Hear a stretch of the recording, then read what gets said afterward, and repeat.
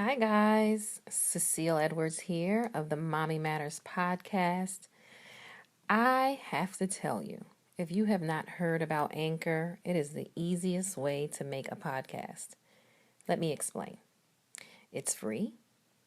There's creation tools that allow you to record and edit your podcast right from your phone or computer. And Anchor will distribute your podcast for you, so it can be heard on Spotify, Apple Podcasts, and many more. Did I tell you that you can also make money from your podcast with no minimum listenership? It's everything you need to make a podcast in one place. So download your Anchor app or go to Anchor FM, anchor.fm to get started. You will not be dissatisfied.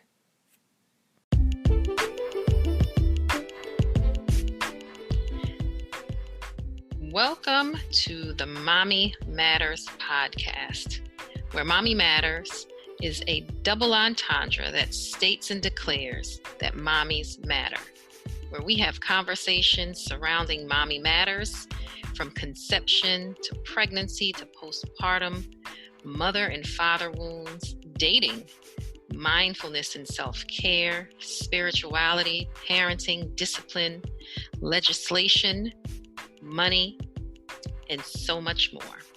It is my hope and my prayer that the information that you gather here serves as a blueprint for generational and individual ascension. Enjoy.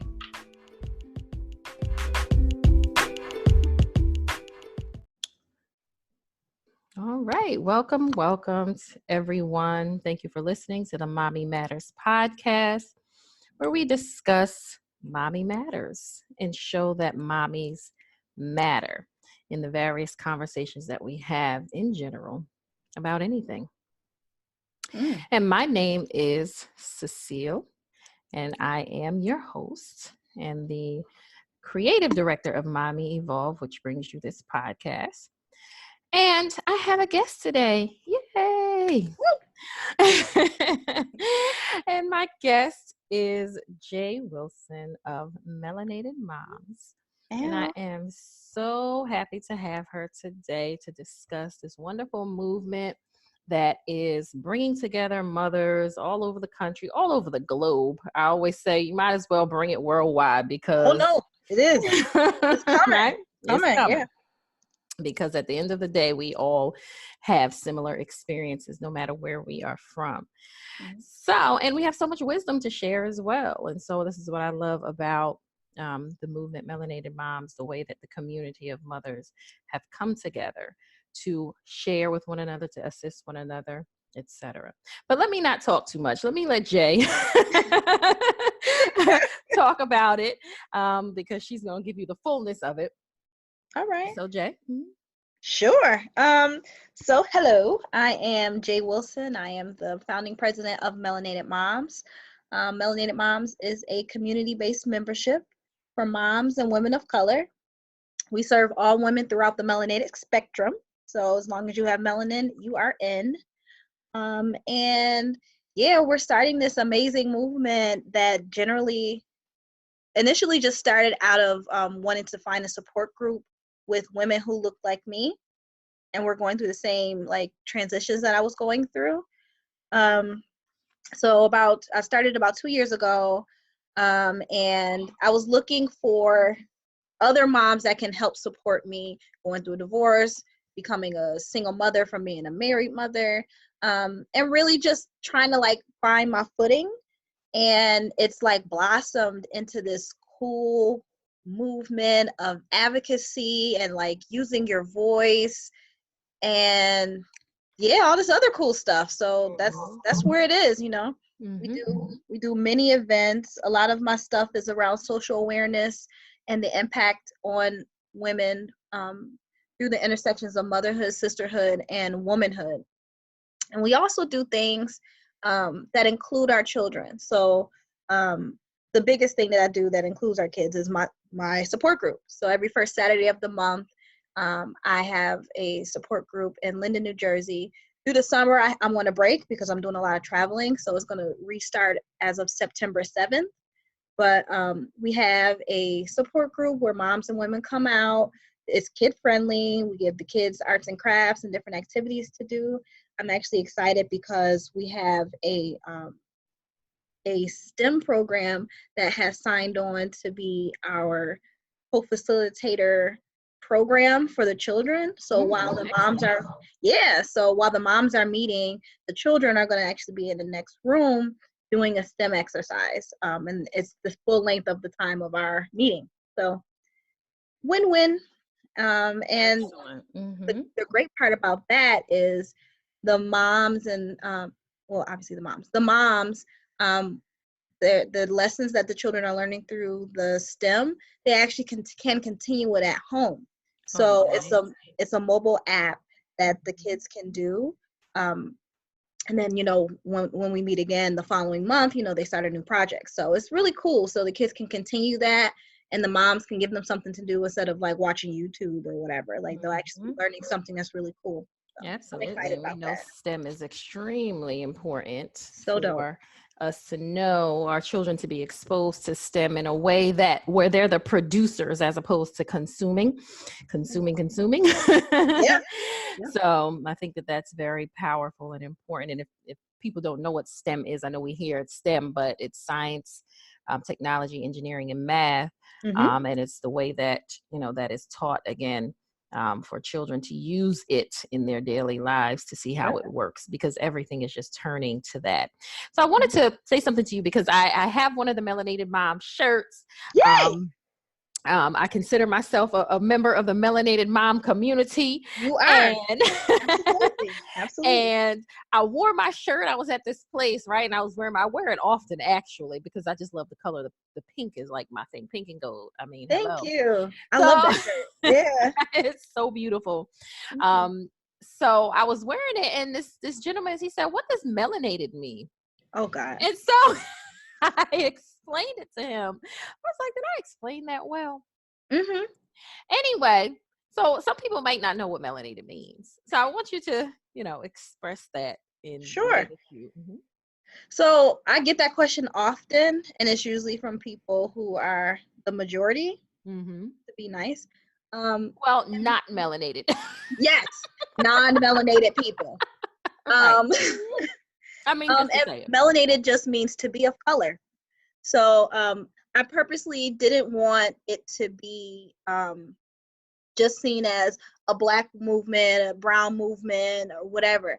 I think that all cultures fall under a melanated structure, whether you're from Africa, whether you're from Asia, whether you're from parts of Europe, like melanin is rich and everywhere, so that's usually what I say. Well, not usually. That's what I always say. Melanated means to be of color, and everyone knows what a mom is, right? What's funny though is I really do have like an international following. So I have some melanated moms in Australia, and the first thing I said was, "It's Black people in Australia?" Gosh, that just made me laugh. Right? The original people are, my dear. They are very melanated. Exactly. So like they actually taught me that. They're like, no, the Aboriginals are actually the founders of this land. So, there's a whole different structure on like what racism looks like down there and what colorism and all that's, all those dimensions of being melanated means in Australia. So I'm hoping by the end of 2020 I'll actually get to visit them because it's actually growing to be a pretty good number of people. It's a good maybe like 25, 30. Excellent. Yeah, so I was like, oh shoot, And y'all it y'all will know me. grow. It Yes, absolutely will grow. And yes. I know that it's because women are now, we are returning to our original ways, Mm-hmm. to put it very simply. Mm-hmm. And our original ways is not to be considered a single mom and a woman over there struggling by herself. That is Right. not there's even the concept of doing that is quite insanity. It stirs up insanity in my spirit because Mm-hmm. it really does take a village to raise a child. But I always add the line that it takes a village to raise a mom. It does. It It does. takes a village. It does. So, and we really have to get back to that structure because so many women are dealing with the ramifications of experiencing parenthood by themselves. And that ramification is far reaching in so many ways, so many um, things that are affected, not just in us, but also in our children. Mm-hmm. So I want you to talk a little bit about your experience with going from a married mom to a single mom and Yeah. what that meant for you. Yeah, sure. So I reside in New Jersey, and originally I'm from Buffalo, New York. Mm-hmm. So and my ex-husband is as well. We moved down here 15 years ago, this whole, in love, young people thing. And we built our family, and when we broke up, when it didn't work out, I felt like I created a lot of roots here. So I'm like, it doesn't make sense for me to go backwards, even though technically I would have support there with my family. Um, I thought it just made more sense for me to stay in New Jersey because I was pretty rooted here, but that came with me understanding the support that I had from my ex-husband was leaving. Like, if he physically would not be here. So I had Mm-hmm. to learn how to create that community around me and my children so that I can still thrive and so that they can still thrive. Because it's plenty of things that, the kids want, they need you, they want you to be at every ballet show, everything, and you just can't do it because it's just you. So Mm-hmm. it took me a while to understand how to get over that mommy guilt of choosing having a better life for my children away from my family or our family, because I know that the bigger purpose is rooted away from them. Like, I built a really great career here. I'm a nurse. I've been a nurse for 15 years now. um, and at the time I was working in a very high demand, really high paying job. So I'm like, I have the money, I have the means, I can create this. And I just it registered to me differently because I knew I wasn't making it as a selfish decision. I was really making it more as an inclusive decision of my children, knowing, the opportunities that lie where my family live are very few and in between, as opposed to where I am. So when I was going through that moment, I'm like, okay, you made this decision, you have to stick with it, you got to make things work. you know um it was hard. It was really a hard concept to grasp for my children because we were so used to him being there. So what I did was, obviously I made Melinated Moms, but even prior to that, I was just talking to other women that I knew, other moms. I'm like, how do you do this by yourself? Like, really, who do you ask for this? Or what happens when your kids are sick? You're the only one that's feeding them. You're the only one that's providing for them. What do you do? And they all were very open and honest and very welcoming. Because, a lot of what we hear in our communities is people do things in isolation. They don't Mm-hmm. want to talk about it. They don't want to help you. They don't, well, you made that decision. You better figure it out. I can honestly say I did not have that from anyone. Everyone was like, you know Mm-hmm. what? Let me embrace you. Let me show you what this is. Let me help you transition into it. So it's not that I still didn't struggle with things. I didn't feel like it was such a loss because it has so many amazing people that were willing to be there for me and my kids. So I hope I answered the question. No, that was definitely answers the question. And as you were speaking, Yeah. it made me think of, whether you're married or not, Mm-hmm. quite frankly, you do need that structure around you anyway, You do. right? Because at the end of the day, two people isn't enough to raise children. How? You need a whole community. Like, You do. I'm married, but I still, my husband works a lot, Mm-hmm. and it's still, I still have to find ways to, utilize my community, how we can get together, how we can build community. It's really been a lesson in building community Mm-hmm. when I realized that I was just doing too much. Yeah. Yeah. In short, I You was know me. doing too much. Mm-hmm. And it was taking its toll, as I said, not just on me, but it was taking its toll on my daughter. Yeah. Yes. It can also take toll on relationships, on your marriage, on your, the relationship with other people, your siblings, whatever. Because Mhm. when you're agitated, tired, aggravated, man, Yeah, you're not a nice person. Well, I know that's I'm right. not. When I ain't getting enough sleep, I am not nice. Okay. You have So, not lying. Yes, it's true. hmm So that's something for women to consider, because I know I've heard a lot and I know I've experienced that, if somebody doesn't come to assist you in one instance, you can kind of shut yourself down Right. and, fall back and think to yourself, oh, nobody's ever there to help me. But Mhm. really, it sounds like a lot of work, but it may be a lot in the beginning. But once Yeah. you build those networks, it Mhm. becomes so much easier for you to Mhm. function and for you to be free within yourself. And Yeah. so that piece of community is absolutely critical. And I think there is something within us as melanated women, Right. that we have lost that sense of community because of some historical um, incidences and historical issues that we have had, on a social, economical, level and spiritual level. Mhm. Even So, even like breaking generational curses, you mhm, know? So you see your friends and your family, like I had a talk this past Monday about motherhood and mental health. mm, And one of the points I made was when you're in a specific community, you may not realize how bad, finger quotes, mhm, how mhm. bad it actually is if everybody is experiencing the same The thing. same thing. Yep. So Mhm. like for me, I grew up very poor. It was, like we didn't have a lot. And just to be frank, we did not have a lot. It was like a luxury that we actually had a car, and it was like just my grandmother. But there would be times where like, a utility be cut off or our water Mhm. was off. And my family never batted an eye. They were like, oh, just go next door and ask them if we could just use some water. Mhm. So we did. And looking back now, I'm like, I can never have my kids in a place where we don't have water.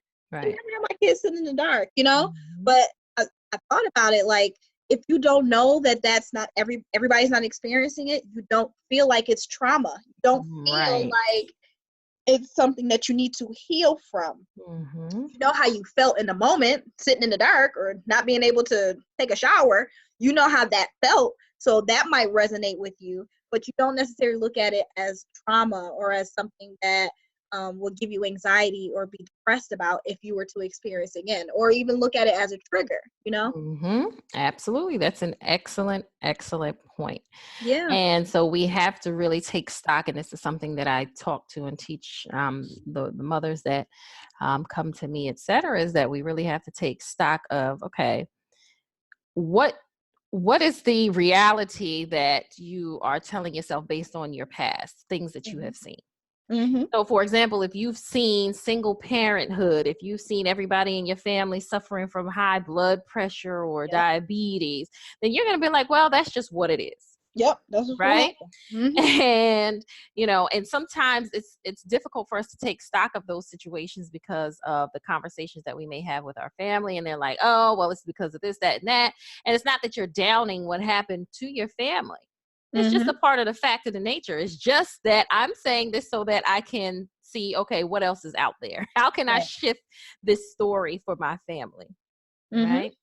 And so I think it's very important for women, particularly women of color, who have unfortunately but historically gotten narratives placed around us that Mm-hmm. are full of poverty, of sickness, of disease, of our inability to do certain things, such as raise our own children, are Right. having to only work hard, are having to only do this and that.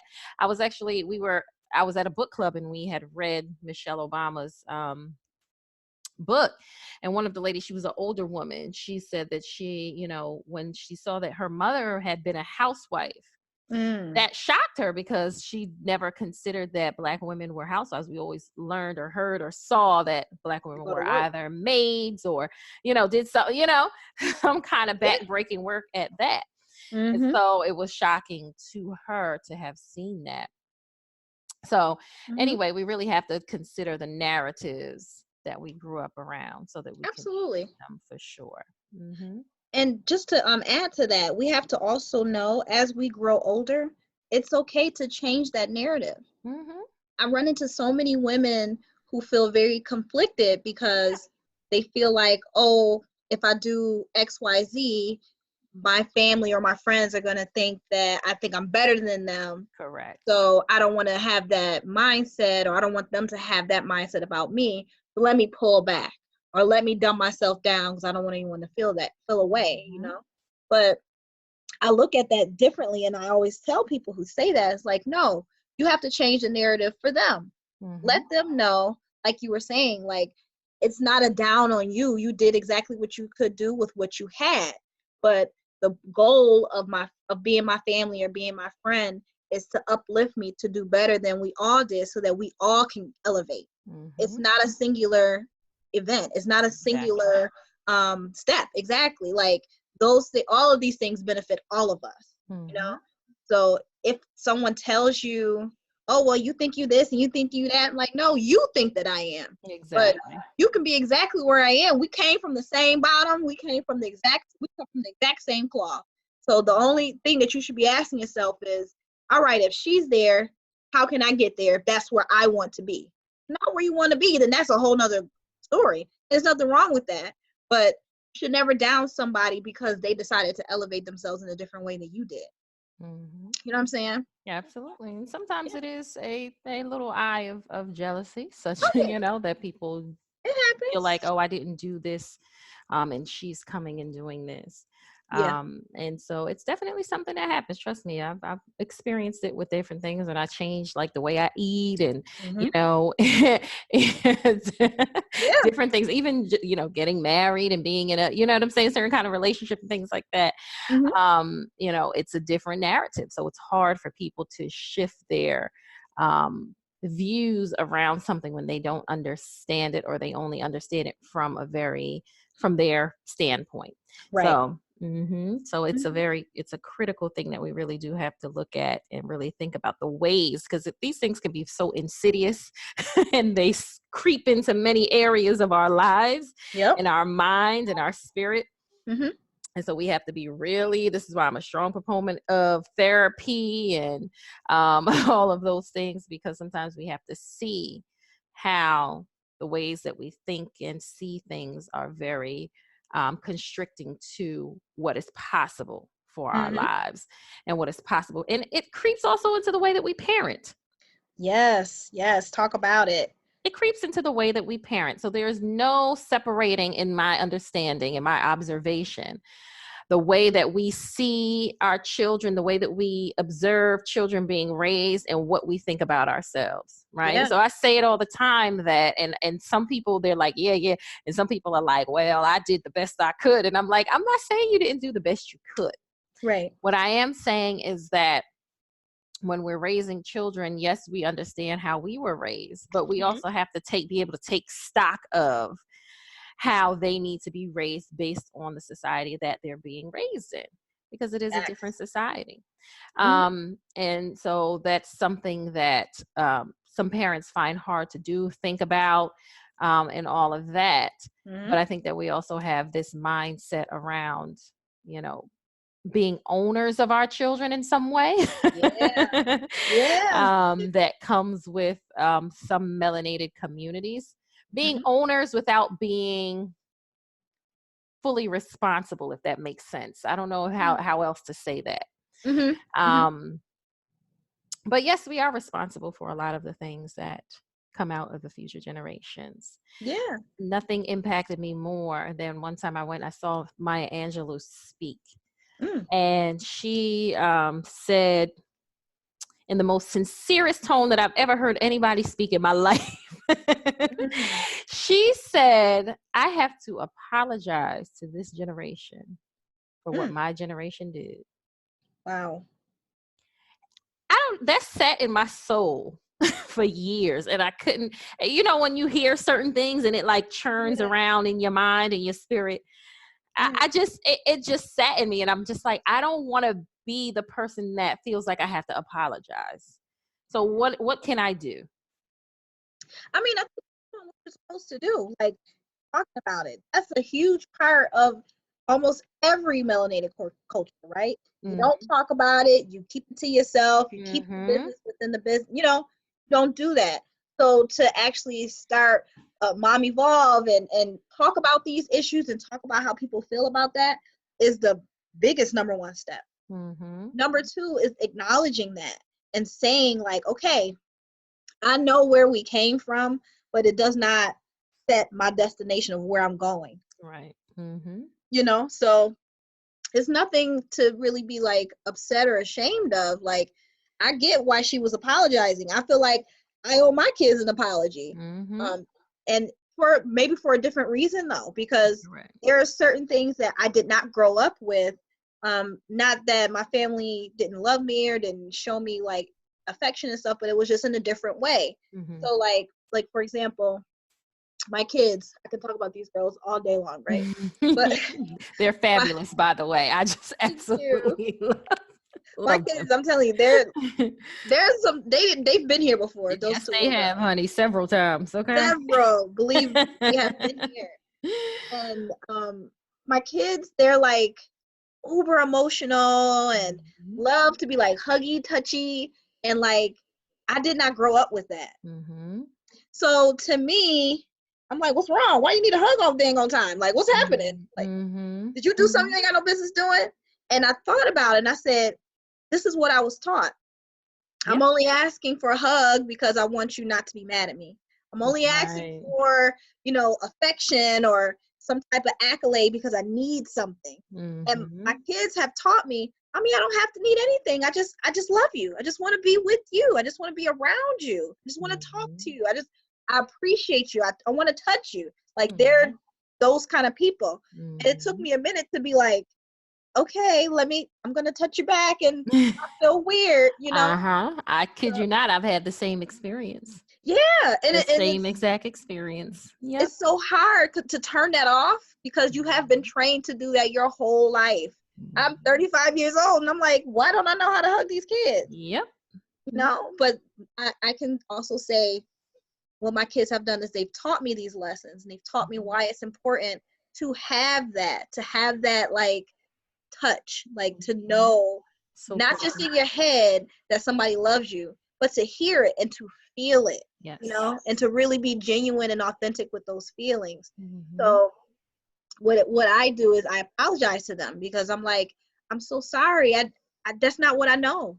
I never learned to love like this. You know? Mhm. I always give them examples about my grandmother versus my mother. Um, I have a really toxic relationship with both of my parents, so I don't actually interact with them, which is kind of ironic because I'm doing this whole motherhood thing, right? But again, It's part that's of breaking the cycle. it is a part of breaking the Part of it. cycle, learning like what people are toxic for you and what you don't Mhm. want out of your own parenthood. And So I had to also learn. crafting a different kind of parenting, Yeah, a different yeah, path for parenting in your families. Absolutely. it's true. And my kids, they're like, I've seen them interact with her, like we'll be at family functions or something, and they're like, "You're not a nice lady. You're Hmm. not very nice to our family. You're not very nice to my mom." And like it hurt me at first because I'm like, you guys are being disrespectful. And I was like, wait a minute, no, they're not. They're They're being actually being honest. authentic and being honest. And they Yep. weren't being nasty or disrespectful. They were just like, yeah, we don't mess with you, miss, because we Right. see how you move, Mhm. So And it isn't makes it something that at their age they're observing that and able to express themselves? Because I know when we were coming up, we could not talk about certain things. no, we And so I couldn't. think that that's a powerful thing that we allow our children Yep. to express their feelings. I think that is so Yeah. important. How many women I work with who can't even express their personal truths. Mm-hmm. And I told them like, my grandmother passed away about 5 years ago, Mhm. and my girls, they were both here, but my baby, she was maybe like 2.5, almost 3, and my oldest was like 5, almost 6. Mhm. And my youngest, she doesn't really remember her, but my oldest does, and she always like just randomly. I feel like my grandmother, like her spirit is around often. And my daughter just come in the room like, "Mommy, you remember when Nana did this? Mommy, do," and I'm like, "How do you Mhm. remember that? You was 5 years old. Like, how do you remember that?" But like every time they describe my grandmother, they describe it in love. They describe her just being warm and like a beautiful presence around them, you know. Mm-hmm. But when they describe my mother, they're like, mm-mm, that's not her. And they'll tell me all the time, like, Mommy, we think you're like Nana. We think you're so nice and warm. We think you're so beautiful. We just love being around you. And that's how I was with my grandmother. I loved her, loved her, loved her to death. But I can count on one hand how many times this woman actually said to me that she loved me. I can count on one hand how many times this woman hugged me or told me she was proud of me. And it's not that she's never said it, but it was so few that it was like when she did say it, I was like, oh my God, Nana recognized me. You know what I mean? So I think about that and I'm like, you know when someone loves you and they care about you, but like you get used to you get in this mindset of saying like, well, I just know it. So she doesn't have to necessarily say it. But you realize how significant it is when they actually do. So for my children, they taught me like, you never know the next time you'll see somebody. Not necessarily saying it in this way, but you never know the next time you see somebody. So you always tell them you love them. You always tell them how you feel about them because that is what will stick with them. You know? Right. And be kind to them energetically and Oh yeah. mentally and spiritually. Mm-hmm. That's also the kind of energy that we send to the people around us, our loved ones. Is Mm-hmm. so critical. Yeah. Um, and so I appreciate that you said that. And one of the things that I always say too is that, I've had my moments with my mother as well. And part of my healing process was really getting to understand her story. Mm. Right, because some of our mothers have been raised and grown up. This is not to say that if there was some abuse or anything like that, that's Sure. acceptable. Not at Mm-hmm. all. But it is um, very important, I think, for us to understand where they come from. Mm-hmm. Because a lot of them are holding a lot of trauma in their bodies and their minds and their experiences, and Mm-hmm. they still can't let it out. They can't Right. let go of it still. Right. Right. And so that causes them to seem cold, distant, unloving, unsupportive, Mm-hmm. all of those things, Mm-hmm. because unfortunately, they don't feel that within themselves. Right. For whatever reason, it was either uncrafted or cut off from inside of them. So that's something for us to be very aware of, not just for ourselves, but just to be conscientious about other people, our children, when our Mm-hmm. children look sad or down, what may be going on inside of them so that we can find ways to get them to talk Right. about what's going on. So I see Melanated Moms as being that kind of movement as well, Yeah. because it's critical. It's nice to get together and talk, but what is the quality of the conversation? Like, nobody leaves from around me without having, I mean, sometimes it's heavy, but then I'd be like, all right, y'all can get up and dance or something, but you Mm-hmm. need, Yeah. but you need to have this here conversation, because just having it twiddling around in your brain, rolling around in your brain, is not helping you to, once you get stuff out, woof, Yeah. that's like the ultimate. It's true. You may not even have a resolution to it Yeah. at that time, Mm-hmm. but it's just something about putting it out into the atmosphere, into the universe, that makes you feel lighter. Mm-hmm. Talking, communication, and literally like unravels something inside of you. Yeah. So yeah, talk about the stuff that's a little difficult to talk about too.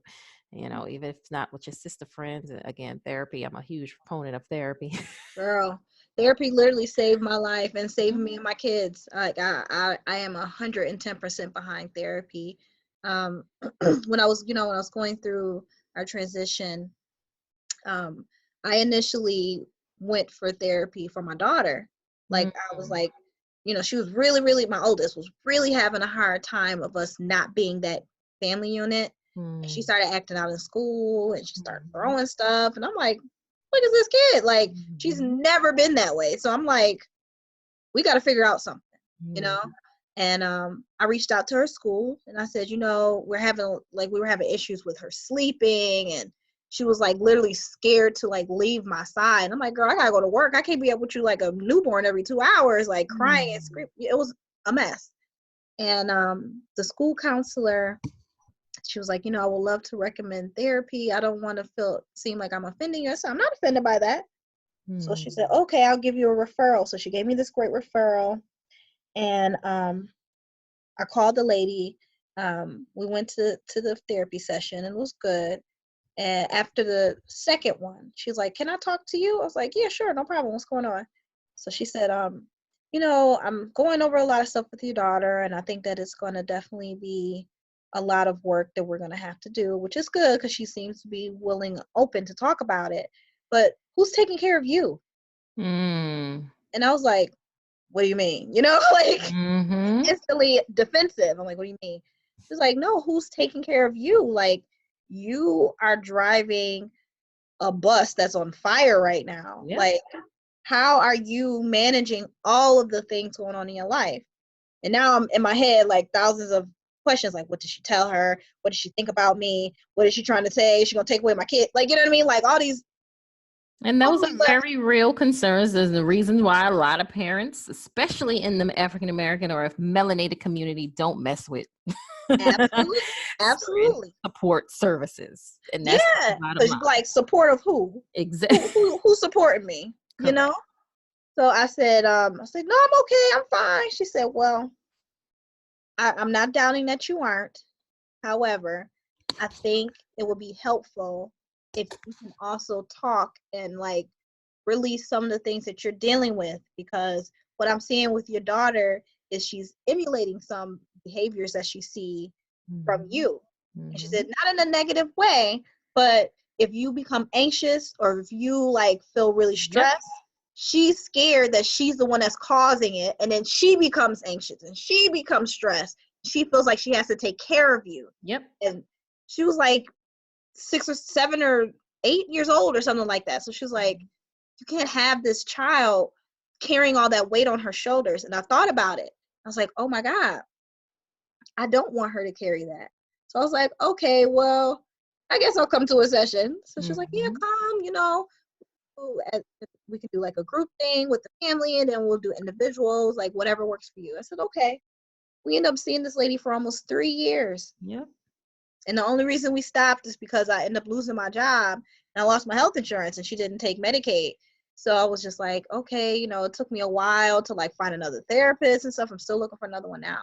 But like I'm still very good friends with the therapist that we had, and she definitely was super pivotal in my life. And Mm-hmm. she helped me to really put a lot of things into perspective, to understand like there are some things that are literally just out of your control. And it's not because you didn't plan, it's not because you weren't prepared for it. It's life. It's Right. literally life. So don't blame yourself. Don't get down. Don't get so anxious about it. Like, well, if I had just spent $11 over here instead of $17 over here, Right. do that. Carry the 10, add the 1. Oh, Exactly.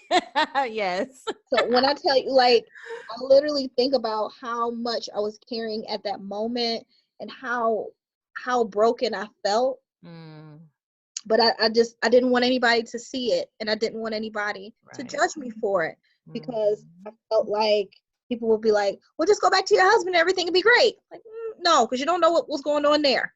Mm-hmm. It actually wasn't support. Mm-hmm. um, so it takes a long time to realize the benefit of therapy. But I think once you get to the point where you can understand there is a benefit, you can actually do it and go forward with it. But you got to trust the process. It's not three sessions and you're healed. Like, it takes a Correct. while. It takes a while. Yes. Mm-hmm.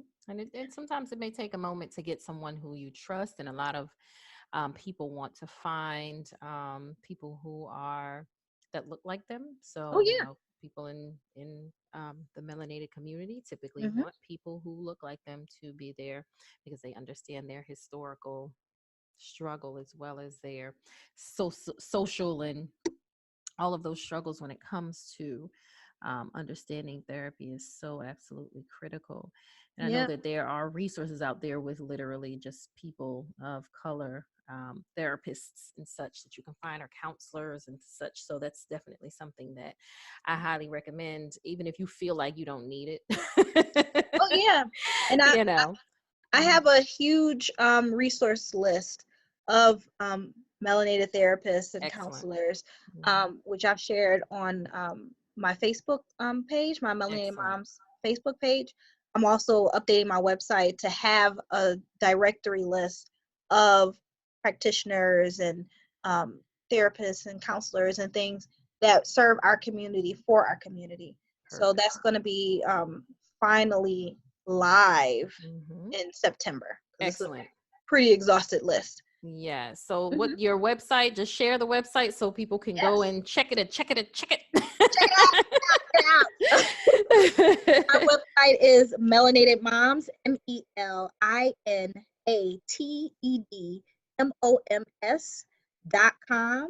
We're also on social media, every platform: Facebook, Instagram, Twitter, Pinterest, Meetup, all those at Melinated Moms.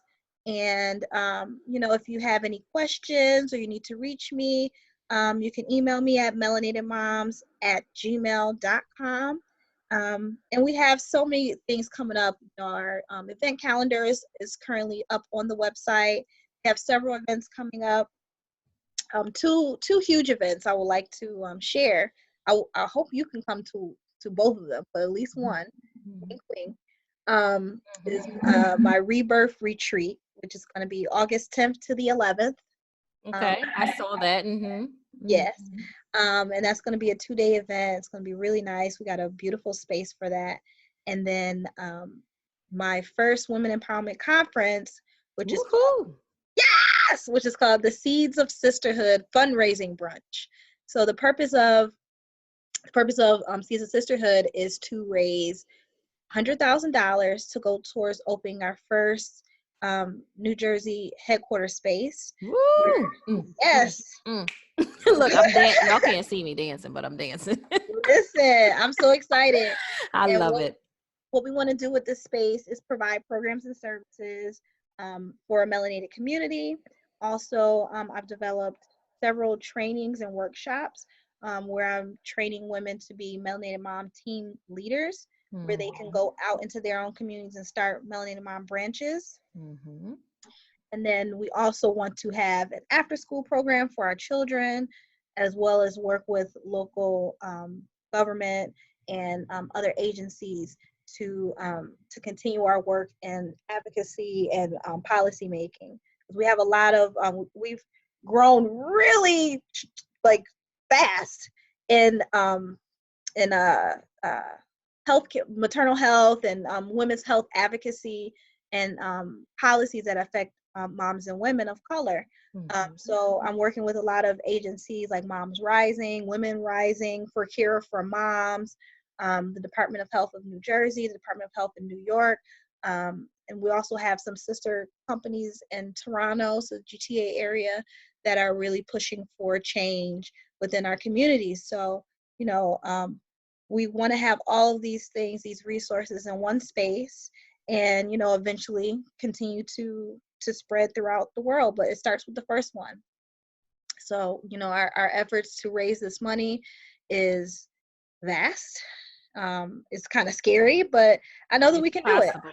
I was going to Yeah. say it's all of that, but it's also possible. So Yes, let's it get is. it. So, Absolutely. absolutely. Yes. And I love that Melanated Moms really hits the various areas Hmm. of shifting the conversation around motherhood, because you have to be on the policy level. You have to be in the Yeah. community. You have to be, in the household. You have Hmm. to be in all of those. And wink wink, hopefully in the future it will also be a component and understanding that communities need to know how to nurture mothers as well. So the men in the Absolutely. communities, the grandma, just Hmm. understanding the process of motherhood, what it means, is such a critical role Mm. in our society, in our families, in our, but many of us don't learn, how to be the most effective of ourselves, let alone Yep. Yeah. it starts there. Honestly, this is why it's called Mommy Evolve, because it starts with you. All of the women that come to me that say, oh, my child is doing this, that, and this and that. I'm like, oh, really? So what you doing? Right. Right. Right. And this is For not a real. blame game. It's not. But just like you were saying earlier, the energies are connected. And so you have to be very clear, like that is connected. So I like to eat, so I can't complain that my daughter like to eat, because Yep. Yep. Listen. I know that I like to eat too, right? So when I Mhm. stop eating, because when I was when I get in those modes where I'm not eating much, literally, she gets in the same mode. Like Yep. I don't even have to say nothing. I don't have to do nothing. It's just what it is. So, being very conscientious of your energy and your mindset, that's Yeah, where it starts. it's That true. is where it starts. Yeah. But of course, your children are their own personalities, but But you know what I've seen with my kids? They are like different versions of me at different stages in my life. yeah. Yes. Not necessarily like their actual chronological age, but like I look at them and I was like, that was me at like Yes. 14. That was me Mm-hmm. at like 17, 18. Exact. Oh, child, you just preaching. You hear me? I'm telling you, like Absolutely. We they be so frustrated with our own self. Look, we be frustrated with for us. real. Like this is why my mom was mad at me. Oh my God, stop doing that. You know? Oh, I just love it. But but the simple awareness, I think, frees us up. It Yeah. really does. It frees us up to just to be more compassionate, to take motherhood in I want more women to have fun with motherhood. Yes. And not Because be afraid of it. Oh, not be so afraid, because it really can and should really be. You get to think about it. This is, I think, why grandparents love grandchildren so much, because it's like they get to relive their childhood, yeah. you know? Yeah. Yeah. But I think Yeah. sometimes we get so bogged down with, I got to pay this bill, or I got to do this, or I want to keep up with these Joneses over here, or whatever, Listen. that we get bogged down with the sheer joy that it Mhm. can bring us, and the lightness and the fun that it can bring us if we Yeah. allow it. Mhm. So I really, that's one of my things. I really, I desire for more mothers, melanated mothers, to have more fun. And I really appreciate you saying that. Like one thing that I really want to point out with melanated moms, I didn't want to put so many specifications on the type of women I wanted to service. Mm-hmm. Like I had so many women was like, oh, is this just for black moms? Like, no. Is it just for single moms? I'm like, no. Is it just for moms that make this amount? No. Like Mm-hmm. I don't want to have all of these barriers, and then those women that you're saying should be excluded have nowhere to go. Exactly. I went through the You know? same thing, girl, with my baby. Yeah.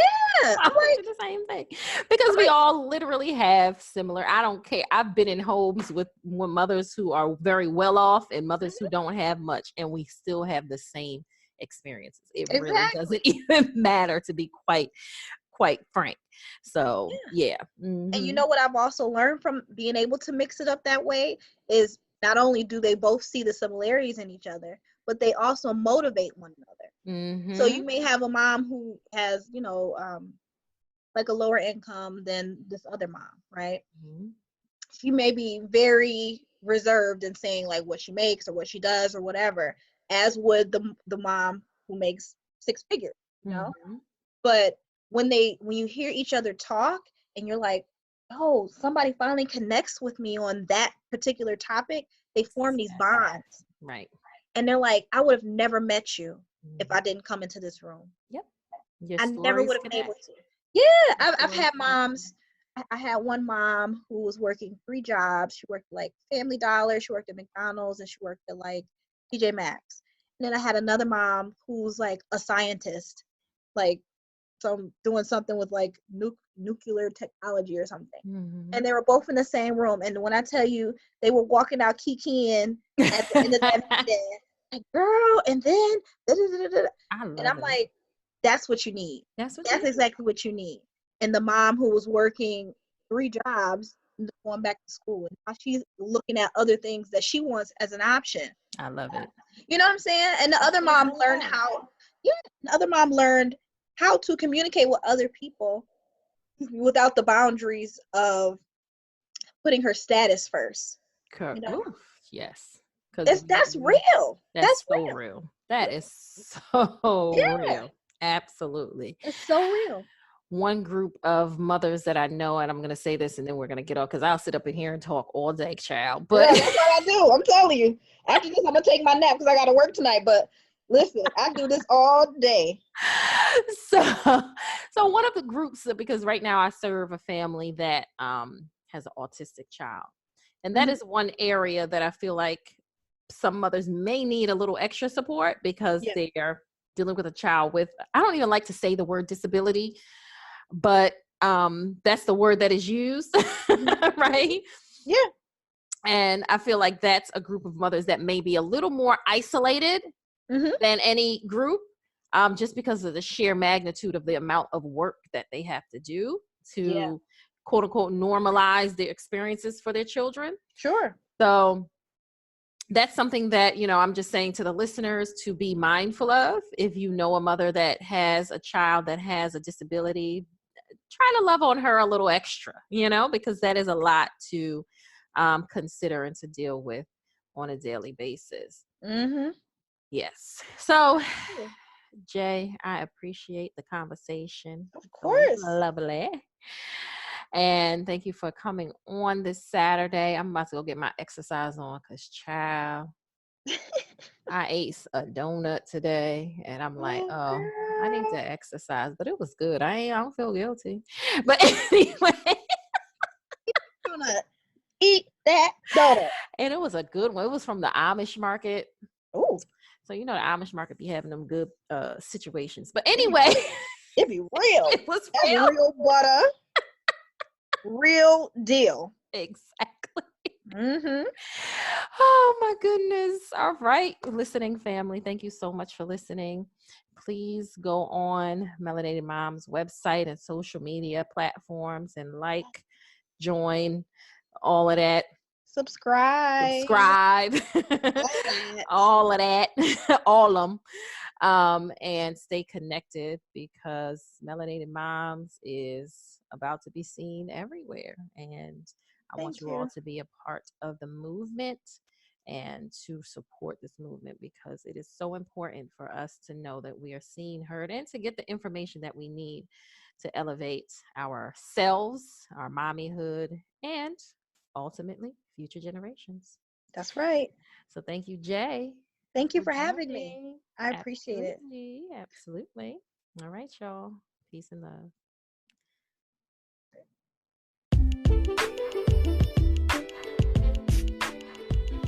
Did you like that?